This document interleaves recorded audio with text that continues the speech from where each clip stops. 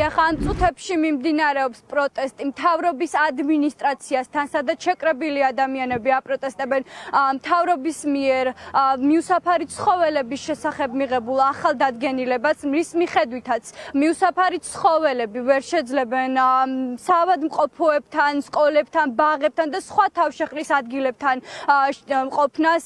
ეს ადამიანები მოითხოვენ, რომ სახელმწიფომ გამოყოს დახმარება ესეთი ცხოველებისთვის, მოითხოვენ, რომ გამოიყოს საკვები, თავშესაფარი და სხვა საჭიროებები, რაც მიუსაფარ ცხოველებს სიცოცხლისთვის სჭირდებათ. ისეთი გაურკვეველი კანონი შემოაქვთ, რომ მიკედლებული ცხოველები უნდა თურმე გადაიყვანონ, წაიყვანონ სკოლების მიმდებარე ტერიტორიებიდან, ბაზრების, მარკეტების და ესეთი დაწესებულებები არის ჩამოთვლილი.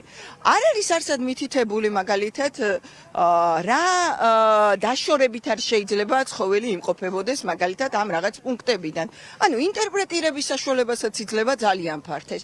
ეხლა როდესაც იყვნენ შეხვედრაზე სამინისტროსთან ადამიანები დასვეს ეს შეკითხვა და ვერ ცემენ პასუხს. მიკედლებული მიუსაფარი ძაღლები გაყავთ ტერიტორიებიდან, უგზო-უკლოდ და შემდგომში მიმკედლებლები ძახიან, რომ ისინი უკან აღარ ბრუნდებიან და შესაბამისად არის დიდი ეჭვი არის იმაზე, რომ ამ ძაღლებს აძინებენ. ძალიან დიდი ფული ხარჯება ამ მუნიციპალურ სამსახურებზე, მაგრამ თბილისის გარდა რეალურად ნორმალური მუნიციპალური სამსახური არსად არ არის მთელი ქვეყნის მასშტაბით და ვერ ხდება ამ ცხოველების როგორც აღრიცხვა, ასევე დროული გასტერილება და ეს ადამიანები აქ მიუსაფარი ცხოველების გადასარჩენად შეიკრიბნენ.